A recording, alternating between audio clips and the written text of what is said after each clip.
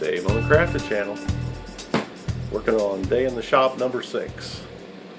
And I started out with a little note here. I've become enamored with 3-in-1 oil. I've been coating all my tools with it when after I've handled them or after I've cleaned them with solvents and stuff, because I don't want them to rust. I had a season where a lot of things rusted on me, and I've spent a lot of time cleaning up most of that. And I've been wiping 3-in-1 oil on things when I get done using them. Well, I went through an entire bottle here. I bought this bottle with the spout, and it's 3 ounces instead of it's 4 ounces instead of 3 ounces. But I'll tell you something I don't like about it. So when it's all the way retracted and you turn it down to put oil on something, the end of the spout's up here in the air, so you can't really get any oil out of it. When you pull it out and use it to oil something,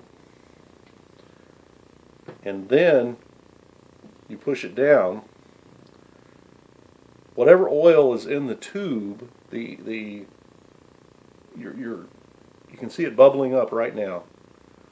You're pressurizing the cylinder when you push this object into it. You're pressurizing the container, and out comes oil. And so oil will run down the side of this thing, 3 or 4 drops every time you do that, and it just makes a mess. So I don't like this container. The fix for it, I think, is to just cut the tube off so that it can't be pulled out, and leave it like that, and you get rid of the mess that it makes. A lot of people complain about this package, and I understand why. It's just a mess. So I haven't decided whether I'm going to modify this or not. Here's my old bottle, and I found, geez, I forget where I got this. It might have been Menards, but it was real cheap, like $4.99 for this 8-ounce container. So I can take this 8-ounce container and fill this a number of times. So why don't we just do that?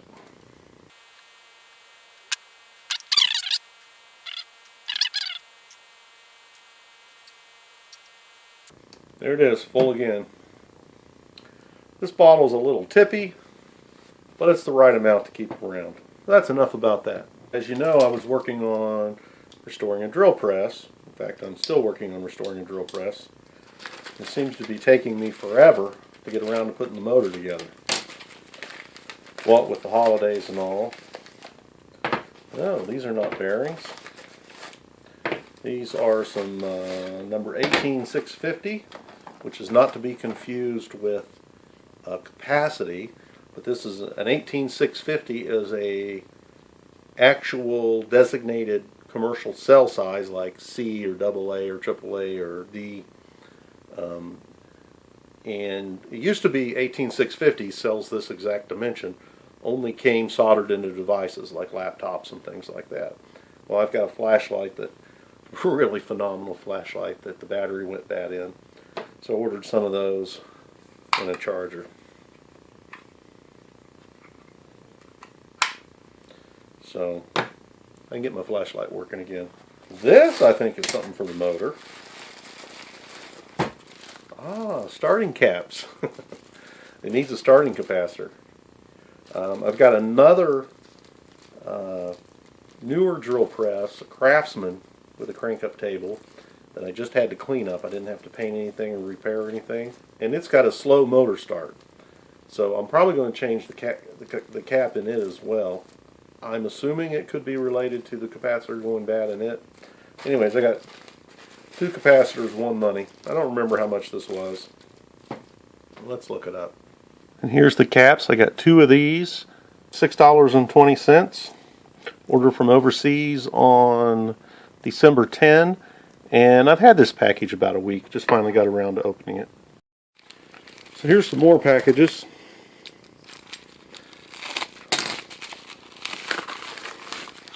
And yes, this is a ball bearing. And remember, on the quill and the motor, I need new ball bearings. And this is a 6202, 2 rubber seals, single bearing. And when I ordered these single bearings, I had some regrets, because I have other projects to do, and these are really common bearing sizes. I've ordered bearings for things before. You end up ordering the same ones over and over again. I think this is the bottom of the quill bearing. This is a 6203 RS. And these were not expensive here. 6203, 267 delivered. The 6202 RS, 295 delivered. So they're pretty inexpensive. But later I was taking more of my drill press apart. I think I took the quill apart after the motor. I don't remember now. And it turned out I need to order more bearings. And I decided, you know, I should have just got the 10-pack deal. So these 6102 RSs, here's a 10-pack of them. $11.28. And was that free shipping? Let me look at that. Yeah, free shipping. Absolutely. So I'm just going to stock those. I think I've got enough projects that, you know, I should have just bought that to begin with. I may never use those the rest of my life, but I'll have them anyways. And I bought some bearings for another project, kind of the same way. And I looked all over my shop and I couldn't find them. Back before I ordered these, I spent about a week looking for them on and off. And I would go to work and come back and I'd think, oh, yeah, I know where they're at now. Because I knew what they looked like. I could see them everywhere. But I never did find them. So I probably find them since I got these bearings in stock now. So here is the 6201. Well, I just quoted you the 6201 RS. That was $11.28 for 10 of these delivered. The 6202, they're about the same price, I believe. So now I got a good stock of bearings and I can get a dead quiet drill press running. Looking forward to that. Oh, but there's more. And I actually do not remember what this is.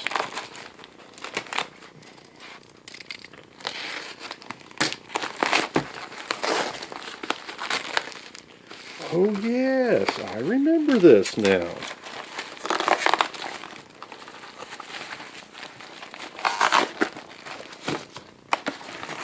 Great packing material. This is an adapter that adapts my new Black & Decker 20 volt batteries to my Black & Decker 18 volt drills. I have a whole complete set of 14 4 volt drills and a complete set of 18 volt stuff. Well, I wanted all lithium. I mean, I've just about used those tools up, and I didn't want to buy any more batteries. I was running out of 18 volt batteries that were good. So I sold all the 14.4 stuff off, deciding that I would replace the 14.4 with just a new 20 volt drill, so I could have two 20 volt drills. And then I found this was on eBay for about $25. And I've got a really good 18 volt drill. This will let me use my 20 volt packs on it. Let's get it and try it out. So here's a bone stock Black & Decker 24 volt drill battery that plugs onto the adapter. Now the drill that I own is at a house I'm working on. So here is a weed whip that, of course, I'm not using in the house that I'm working on. But it's good enough for a trial fit. Hey, went in there pretty snappy. Oh, it's not a weed whip, it's a cultivator. I found this in the trash. Yeah, there you go. So yeah. HPA 1820. Black & Decker 20 volt to 18 volt adapter. It works. So here's my Firestorm 18 volt NiCad battery charger. And here's the batteries it's meant to charge. That's what it does when you plug it in to get started. Pack charging. Now here it is with a lithium battery. You know, if you charge lithium batteries wrong, they can burn. Look at this. So this is a danger. If you have a lithium battery on this and plug it into this NiCad nickel metal hydride charger, it could set it on fire. Now how I'm going to deal with this risk is I'm going to gather up all my 18 volt tools. I'm going to sell them on Craigslist with all my 18 volt batteries. And I'm going to include that Firestorm charger. And this is a really cool charger. It works pretty fast. It's really great. I've not been unhappy with that product at all. But I'm going to keep probably just the drill and this adapter. And this will let me have 2 drills so I can drill holes and drive screws without changing bits. So be ye warned. Don't plug lithium batteries into one of these NiCad nickel metal hydride chargers, even if you can do it. I don't care what you read or see. It's dangerous. You'll burn your house down. Don't do it. There it is, 2580 delivered. So I saved one of the boxes that the bearings came in because these are a good way to sort and organize things. I can keep them all together. Piling is not organizing. This is not piling. So this will help me. We have another package.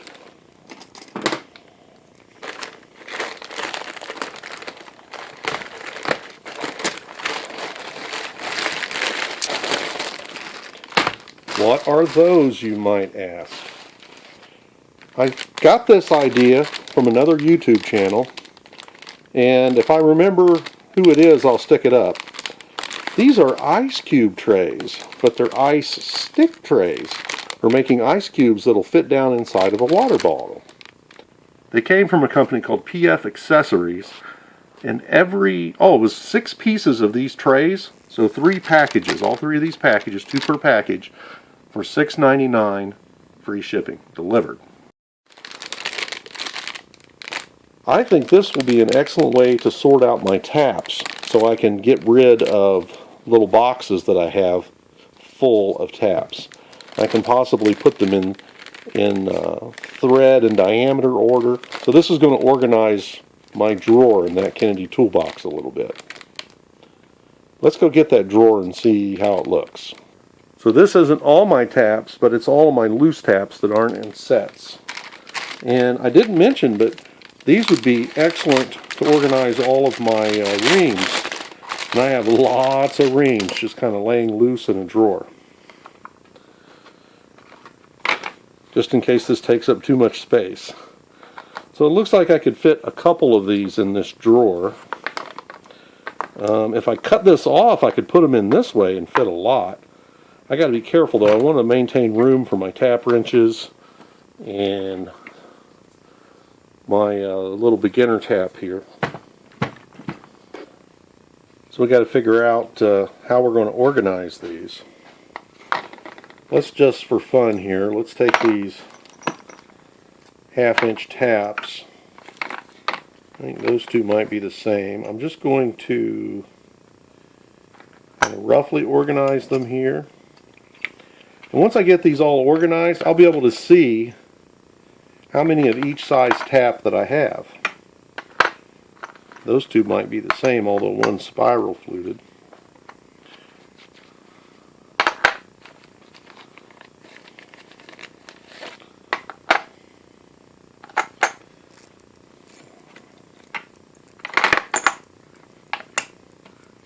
These are all very similar.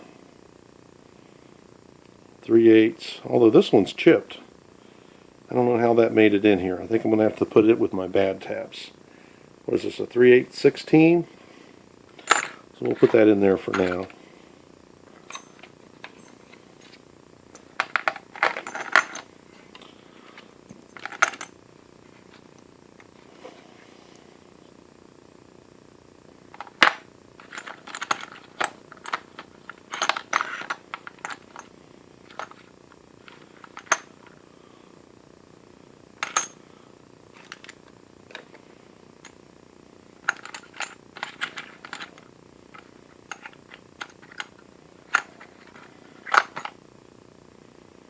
Well, that's 3/8/16. 3/8/16. I got a lot of 3/8/16.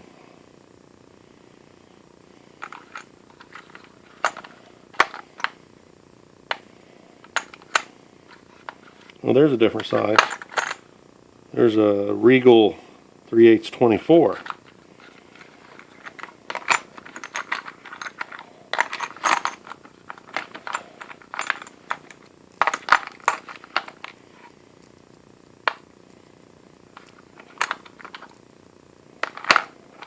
Yeah, so we'll do coarse to fine.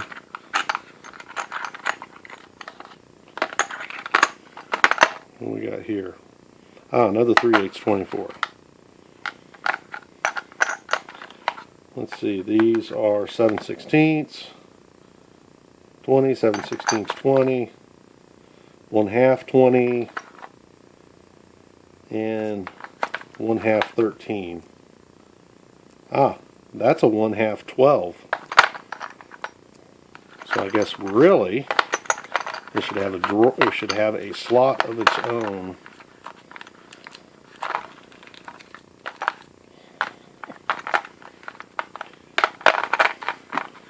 So small to big, coarse to fine. Now that takes up a little more room than I had those things taking up, so we're going to have to evaluate this. I may cut these off and fit them in the drawer as such. These small taps, I have an awful lot of these small taps. I'll just kind of sort these by eyeball.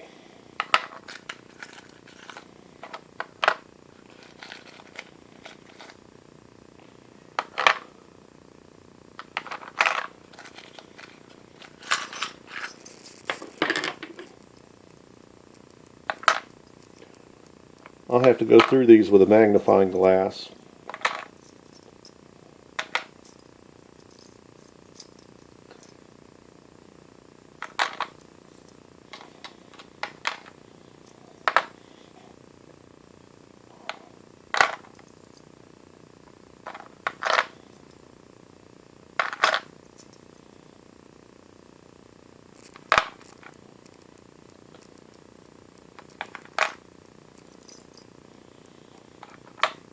In fact, just let me get that done, we'll come back.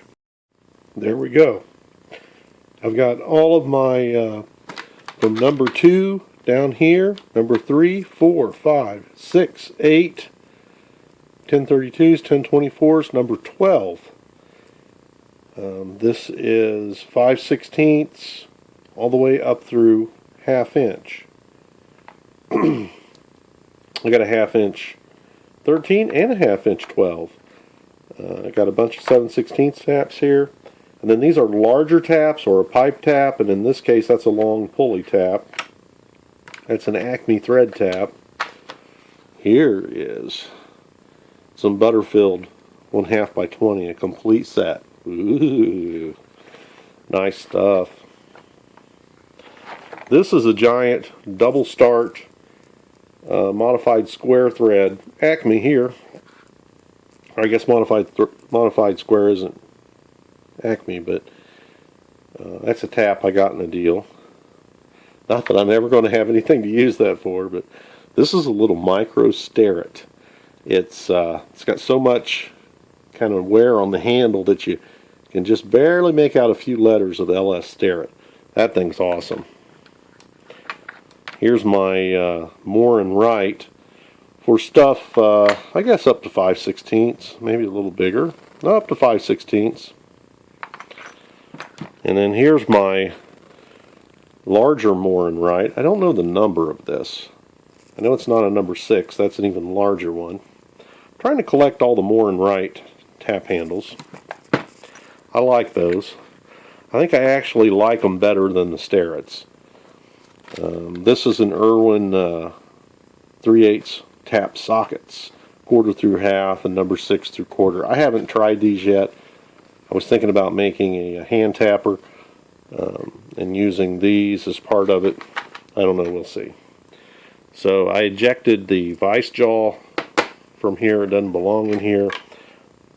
These are taking up a little more space, but I don't have to sort through them to find one. And these little boxes, we'll get rid of them. We've undone some of the piling we had in our organization. Get this back in the toolbox. Here's all my 1/4 inch taps. They're all together, so it's fine to keep them here. I've got 1/4 20, 1/4 28, gun taps, bottoming taps, all kinds of stuff in there. I bet you everybody has a whole bunch of 1/4 20s. Here's another package. Had it for a little while. Don't remember what it is.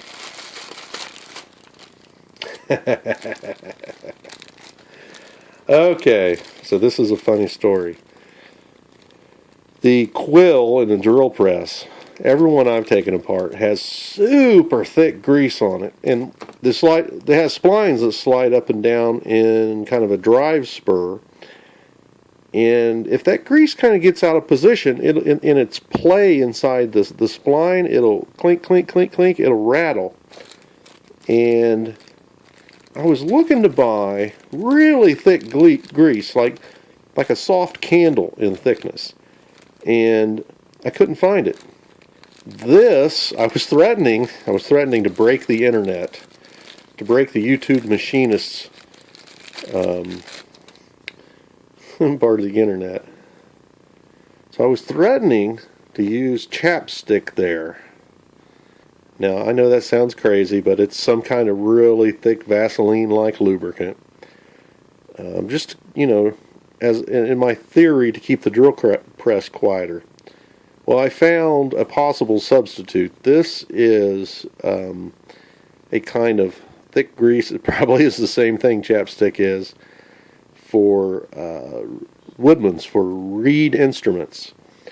Some kind of lubricant for that. So that might go in my drill press when I put it together. Crazy. Cork grease for clarinet, saxophone, oboe, reed instruments. 99 cents. And the nutty thing is, I may just be seeing very old grease and thinking that it's a special thick grease. So I still am not certain about that. Here's all the bearings I need to replace in the drill press. 2 for the quill, 2 for the electric motor. And I double checked. I've got them all here in my new bearings. We can move forward with that project soon. What's in this box, you might ask? Oh. Well, this, I'm a little bit embarrassed. Kind of proud, a little bit embarrassed. Before the 614 Ace Hansen tap and die set restoration video, I found one of these sets for sale on Shop Goodwill. This is one of the places I look occasionally for antique tools. And I don't remember the exact price I paid for this, but I'm going to say this. I paid full retail. By the time I had it shipped to me, it was something like $85. But, beautiful set. And I'm looking at it for the first time. Oh, wait a minute. I had forgotten. It's not an Ace Hansen. It's a Craftsman Chrome Edge. Yeah, these early sets are made in the United States. And these go for about 80 bucks. And I got 80 or 85 in this one. And I remember looking at the ad thinking, wow, that is a beautiful set in fantastic condition. Now, I haven't researched to see who made these. I'm sure I can figure it out. But it's probably Ace Hansen. Everything's embossed the same way that it was with the Ace Hansen stuff. I don't know, these tools look a little bit different. I don't know, this kind of looks like an Ace Hansen, just different color. It says Craftsman USA. But this is definitely a US made tap and die set. And this thing is like brand new. I can figure it out. But it's probably Ace Hansen. Everything's embossed the same way that it was with the Ace Hansen stuff. I don't know, these tools look a little bit different. I don't know, this kind of looks like an Ace Hansen, just different color. It says Craftsman USA. But this is definitely a US made tap and die set.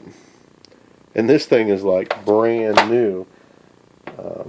It amazes me that people donate things like this to the Goodwill. Yeah, that says Craftsman on it. The little tiny screwdriver that's under 4 inches. These are hard to find. I've got an Ace Hansen set that's missing this. Wow, if I could get it out of there. So I need one of these. This looks just like the Ace Hansen one, just different colors. It says Craftsman. If any of you have one of these, they're under 4 inches. Almost all of these slot screwdrivers with an 1/8 inch tip are like 4 3/8 to 4.5 inches. They won't fit in these slots. Now we can see here,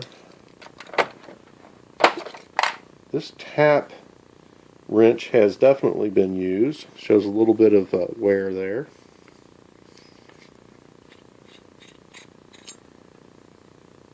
I don't see any chips in any of it. But this set's all here. This thing is just in awesome condition. So I'll figure out who made this for sure. And at some point in the future we're going to do some extensive tap and die testing. I've been collecting tap and die sets. I have many more sets than you're aware of at this time.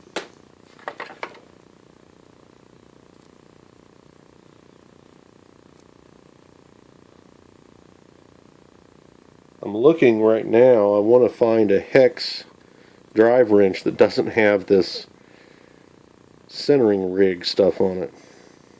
I don't know, it's something that's supposed to help you get the die started straight, but I don't know, I'm just not impressed. I want a simpler wrench. Boy, that thing is really tight.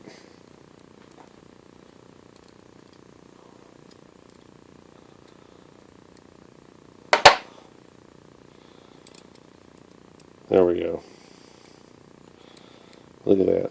It's got that tooth way out of position.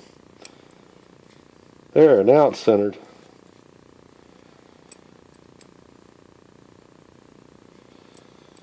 So yeah, I guess that's supposed to rub on the shaft as you go down and help keep you from getting the die out of square, but I'm just not convinced that that's really a fantastic way of doing things.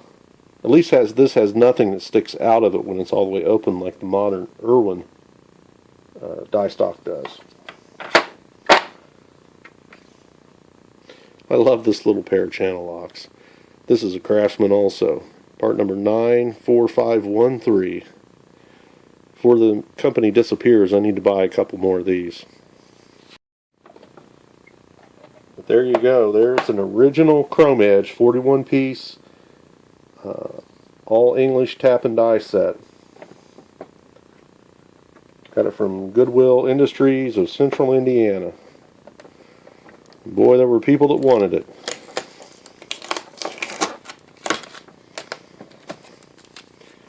I had to fight to get it.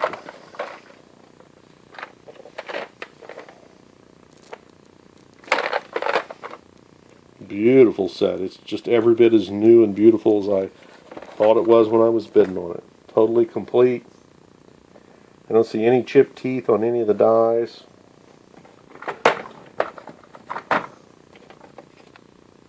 It's just in awesome condition.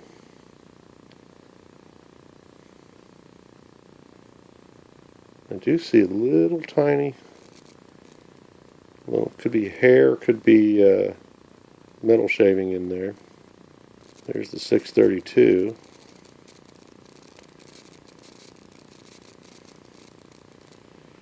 Beautiful stuff. There's a 1/2 20 tap. Look how beautiful and pristine that is. 5/16 24. Beautiful. Put that away for safekeeping.